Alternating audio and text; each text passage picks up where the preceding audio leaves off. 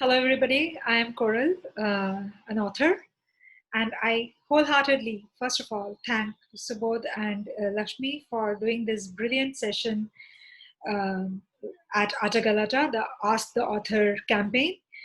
I loved the questions that I really received. There were many questions and really, really beautiful questions, which I have noted down here. So, Subodh and Lakshmi, I really, really loved this campaign, the way you did it. Thank you so much for giving me this opportunity. Coming to the questions, as I see, um, it was difficult to choose three questions, and tell you which is the winner. I in fact didn't look at it that way. I picked up three questions based on, there were questions which asked, which were about me as a person or as a personality. I have picked questions on where someone has asked me to provide a tip or share an advice, which I feel that I must, whatever little I know, I must tell people. And so such questions were picked up. And also where people have asked me questions regarding the characters that I create in my books. Such questions, I believe, will be important for anybody who is looking forward to write or has writing interests or writing ambitions, if I may say that. Questions specific to Ahalya, like feminism, like men's purity vis-a-vis women's purity, like the significance of Ahalya's story in life or literature. These questions I have kept away simply because they are beautiful questions, but those questions get answered in the process of reading the book. So when you read Ahalya, you get to know everything about what you have asked in this context. Why I write and how I write, questions on the inspiration of my writing and handling rejection, my multi-genre writing and cross-gender writing. These are covered in many of my earlier conversations, be it videographic or otherwise. So I have tried to keep those away because they are already there on the internet. I have tried to pick up such questions which are very specific, and there is something which is unique and something that I can help people with. And so here are the questions. The first question is from someone. The question is, Koral, have any of your paintings ever inspired you to write, and vice versa? Has any of your writing inspired your, does, sorry, Koral, have any of your paintings ever inspired you to write, and vice versa? Has any of your writing inspired your paintings? Okay. So does the fact that you are a painter help you visualize your characters better? I want to ask her that she writes in number of genres. Which genre she enjoys the most? She writes academic nonfiction, which is not. Okay, so this is a question which comes from Nishta Sikka. Nishta, I will focus on the first and the main question that you have asked, that whether my being an author uh, inspire the way I write. The answer is yes, very much. I'm not a professional artist or a professional painter, but I am an amateur painter. But how it helps is I get to illustrate the character in my brain first. I get to see the character. I get to see the framework and the inner and outer build of the character. I see some really heroic figures and some not so heroic figures, some very general, regular people that we might face every day, and some who are very, very special in terms of looks or in terms of deed. The aura that they radiate, the beauty of being the people that they are. Yes, there is a very strong visualization or illustration that I have in my brain. And those help me to draft my characters very much. There was a particular this thing that I had done when I was writing my third book, Rasia. I remember to have dreamt a woman, a girl, a young girl, a small girl, sitting on a shivling, and from top pot is drifting, the water is percolating down the pot, and she is sitting on the shivling and trying to drink that water. This was something that I dreamt. And there was a point of time when I tried to draw whatever I had seen, because nobody told me that, but I knew that this young girl was none other but Kali. What I dreamt was not Kali the way we know Kali, but then she was a young girl, but I knew that that young girl was Kali. So I did do a painting where I showed Kali sitting on a shivling, and that image helped me to write Rasya. Though Rasya was not a mythological writing, it was a relationship writing, but then Kali and mythology does have a role to play. So thank you for asking this, Nishta. The second question that I have is, yes, the second question is, I want to ask her, this is a question by Ram Mishra. I want to ask her that she writes in a number of genres, which genre she enjoys the most. She writes academic nonfiction, which is not written by many. Can I get some tips on that genre? Okay. Yes, I write multi-genre, and it's difficult to say which genre I enjoy the most, because every time I'm writing a particular book, it becomes mine for that period of time in a way I can't explain. It's a very possessive aspect of any writer's life, that when you are creating a particular book and you are doing a particular genre, that becomes yours to the extent that you feel that you have given birth to not just the book, but that entire genre in itself. I mean, I know it sounds very,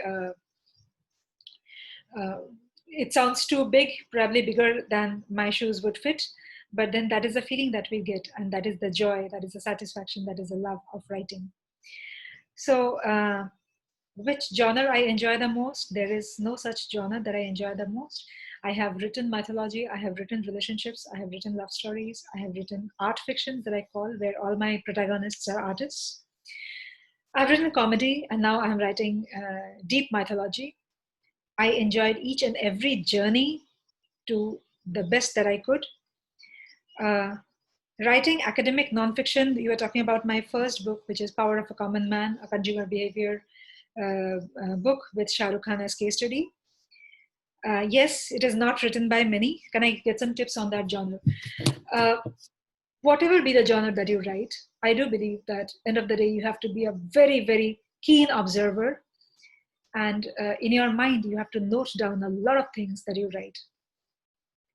Uh, when you are writing academic nonfiction, you have to do a lot of research, you have to do a lot of reading, you have to do a lot of understanding of whatever is your subject, and you have to have a very strong hold.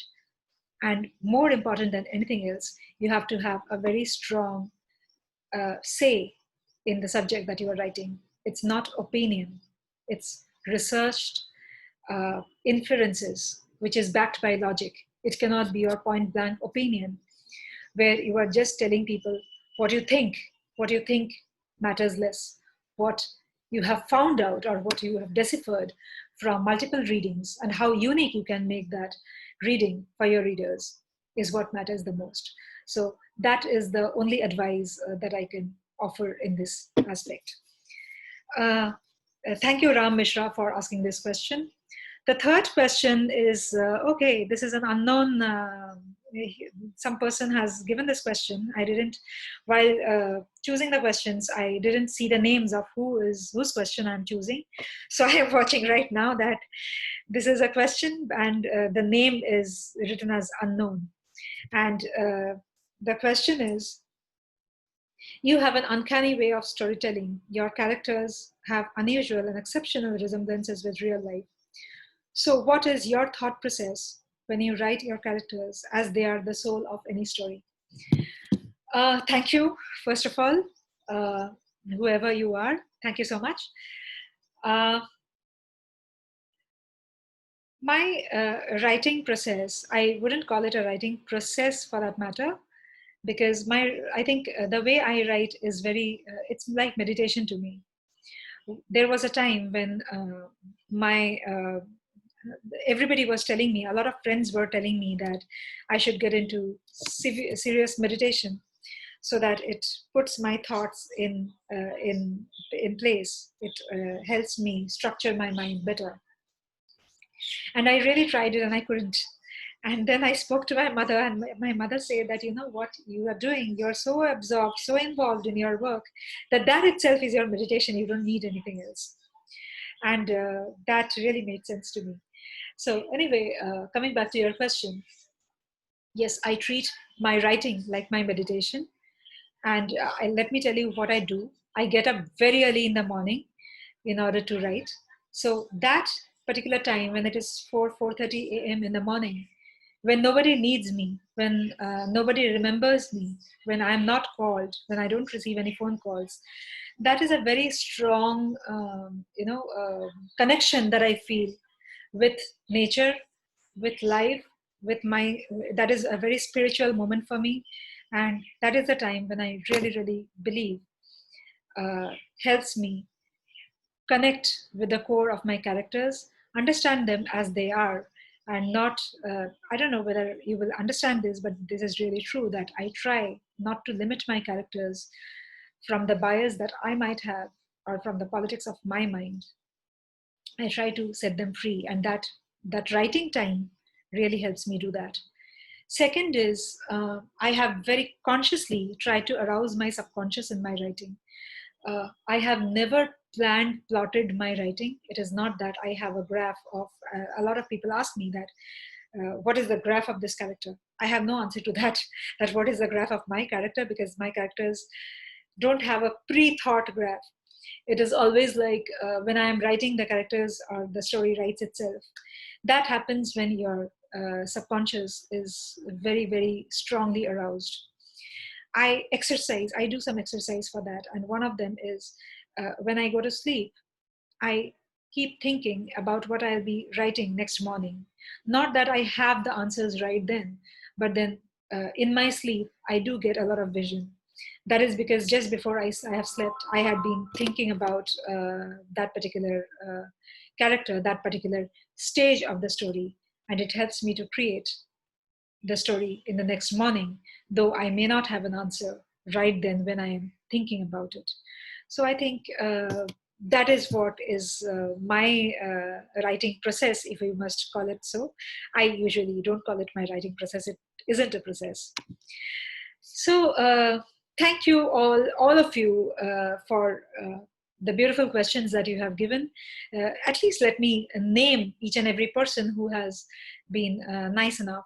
I see a lot of questions from Nishta Sikya, uh, Sumate Kur, I don't know what is your real name, Drashti Mungla, Bookish, Sadiq Ahmed, Radhika Malik, Shreyas, Samrat De, Ram Mishra, Ritvik Bhaduri, Jatin, New Asian Writing, Shubhajit, Unknown, Ritvik Bhaduri, Sachit, Siddharth Atri. Thank you so much for asking such lovely questions, all of you. Uh, my my book, I think my book must go to Nishta Sikka, and the rest of the gifts can go to Ram Mishra and Unknown. Uh, Thank you once again, Subodh and Lakshmi, for the beautiful campaign. Thank you, Atagalata, for for running this beautiful campaign. I hope that all of you do get to read Ahalya, which is published by Pan Macmillan. I do believe that all of you will enjoy reading this book. It is a book that has intellectually been very draining. Writing it has been intellectually draining, but I can tell you that as a writer, I haven't been more satisfied. Thank you so much for everything.